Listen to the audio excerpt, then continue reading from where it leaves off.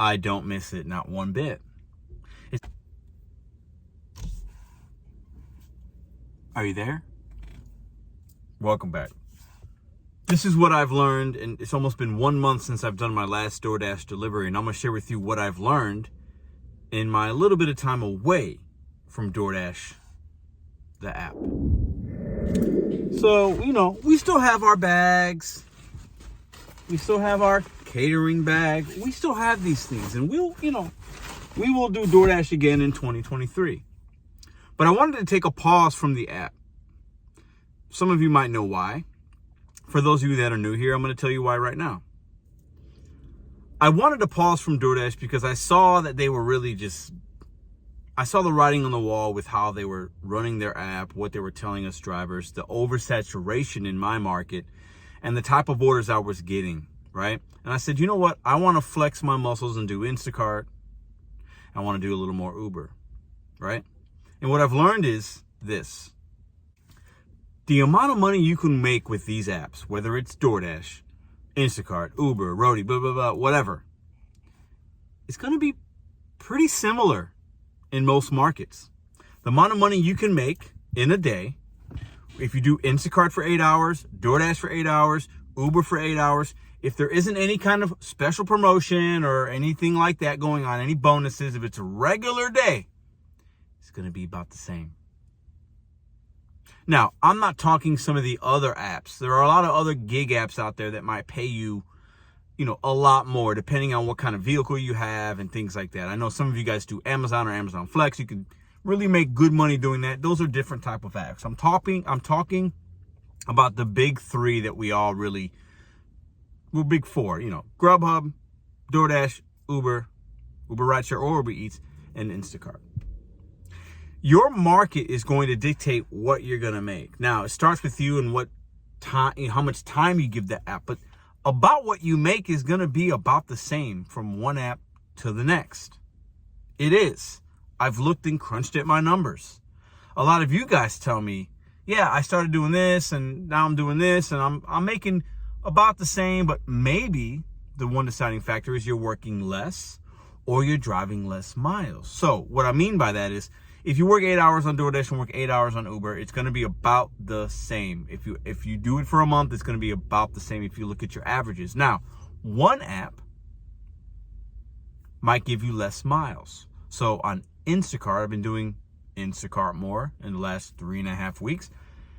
I'm making good money doing it. About the same with DoorDash and day totals, but I'm driving less miles. I'm driving significantly less miles. So what does that mean? Clearly, the less miles I drive, the less gas I'm using, the more profits I'm making. So for me, that's good. Plus, I'm not running into as many different type of scenarios that we as drivers put ourselves in. If I work Instacart and make $200 a day, I'm probably only doing 7 to 8 runs, 7 to 8 patches.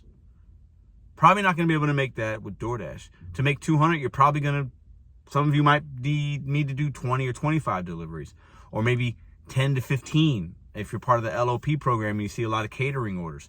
So I'm actually servicing less consumers, having more of a quality type experience on one particular app than the other one, because I'm dealing with different types of and less types of things. Now, shopping might not be for everybody, rideshare might not be for everybody, but if you flex your muscles and try a different type of app, I think you guys are going to make about the same, but maybe you'll work less time and drive less miles, so your profit margins are up. Another thing I've noticed by not doing DoorDash for almost a month,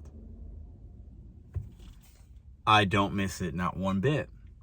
It's actually quite refreshing, and I think it's good for our mind, our body, our soul, our thoughts to try something else. It makes it a little more exciting. When you do DoorDash as much as I've done, as much as you guys have done, or you do one app as much as you do, it gets boring. It gets mundane. It gets kind of stale. For me, mixing it up was important. It allowed me to have something to look forward to when I gave the apps, whatever app I was going to work, my time. So if I was going to work 4 hours for lunch with DoorDash, it's like, all right, I know what to expect. I know what time to start. I know what spots to go in. it's good. Something wrong with that. There's a little bit of stability, a little bit of like predictability with that. But for me, it's been exciting to try a different app, learn a little patience, learn the app better, learn what stores to go to, learn what times of days are good, what stores are bad, which are good. It's been fun. And in the gig economy, when you're in your car by yourself, you're talking to a camera, and people will see the content later, right? Your interactions with the outside world are different and unique, right? So it's fun to try a different app. It kind of got me excited a little bit. And then I also realized when I get to November or January, I'll be able to put DoorDash back on, and I'll give DoorDash my time again. And then that will be maybe a little bit exciting because, you know, I gave her a little bit of a break, right? I stepped away from that relationship to reset my mind, flex my muscles on different apps. And what I've learned really, though, is you're going to make about the same because your market dictates what you're going to make most of the time. Because consumers and the demographic of your market, right? The climate of your market, the time of year, the weather, all these type of things, right? Dictate the capability, the amount of what you can make. I really, really, really believe that, and I've seen that. Now, you can fine-tune some things. You can become a Jedi mind, a Jedi master, and you could like figure out, okay, well, I can do this, and you could stretch it, $20 an hour up to 25. That is possible, but I have already done that. I figured out, okay, in my market, 25 to 35 on a high end can be normal, right? But you can do that with just about any gig app that is similar. So to all my people out there, I'm telling you this because if you're somebody that's worried about oversaturation in one app, worried about a possible deactivation, maybe you got deactivated and DoorDash was your bread and butter or Uber was your bread and butter, open up your possibilities, try a different app. I think you'd be surprised on what it could do for you, not only monetarily speaking, but just for your overall being of not having to rely on one app or two apps. Try different things, spread your wings. The opportunity, you might like Instacart better than DoorDash. You might like DoorDash better than Instacart, but you don't know unless you try it. Another thing I've learned is DoorDash is on the decline. And when you see that, when you see the writing on the wall, when you see an app doing and manipulating in different ways and always trying to figure out how do we pay drivers less and get them to work more and do more deliveries. When you see that, you need to be forward thinking and ahead of it. Because in 2023, things will continue to change. A lot of Dashers will continue to make money on these apps, or a lot of Uber drivers will make money on rideshare. Instacart drivers will continue to make money shopping. But these apps are shifting. And the quicker that you see it, and you adapt to it, and you figure out, okay, what's my next move? What else can I do? What other app can I fold in? What other way can I make money doing other things? You're going to be ahead of the curve, and you won't feel left behind, and you won't be surprised. I mostly enjoy DoorDash. I think it's a positive app overall for what it could do for people that want to make some full-time or part-time income. But I've realized I don't miss it. And there are a lot of other apps that are better or worse for different reasons. But DoorDash could be the king for market share, and it has millions of Dashers and billions of dollars in marketing and all these things that they do. There's a lot of other ways to make money in the gig economy and outside of the gig economy. Don't let or think or allow DoorDash to be your everything or to be the number one income source for you. It doesn't have to be. And if it is, that could be scary. Broaden your horizons. And for many of you out there that are saying, my market's become oversaturated, it's harder to make money, it's just, I don't like it, I don't love it. W2, a lot of places are hiring right now.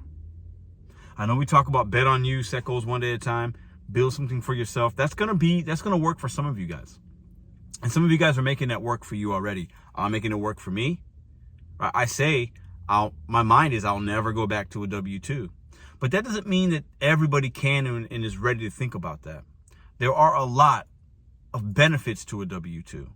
There's security, some guaranteed pay, maybe some 401k, some benefits. There's a lot there. You could build with certain companies and, you know, make more in a couple years than you're making now. And it's the scalability and sustainability in gig economy is very low compared to other types of jobs. Think about all these companies that are hiring. It could be remote work. It could be office work. It could be a lot of different things. Using your hands, getting a trade. Don't think DoorDash is all you got. There's millions of opportunities for you to make money. Make that your own. But what I've learned is I haven't done DoorDash in almost a month. I feel great. It feels really, really good. Really good. Final thought. While I've given the apps less of my time, and you guys have seen my journey with doing that, every 3 months or so, I want to work less food delivery, less gig apps, and fold in other ways to make money. And the other ways that I'm currently making money, I want to give those ways more of my time so that I could make more money in those ways. And I feel fabulous about that. Think about how you can make that your own. And in doing that, my successes, and there'll be a video coming out next year at some point talking about YouTube and monetization and money and how I folded that and how much I've made exactly in a little over a year and a half with YouTube, plus the other things that YouTube allows content creators to do. But I've made this November, this December, this January are going to be really good months for me as far as income. And I'm working less gig apps. I'm making more money and working less in the gig economy. Think about what that could mean for you, and think about what you could do so that you can tell yourself that. See you tomorrow.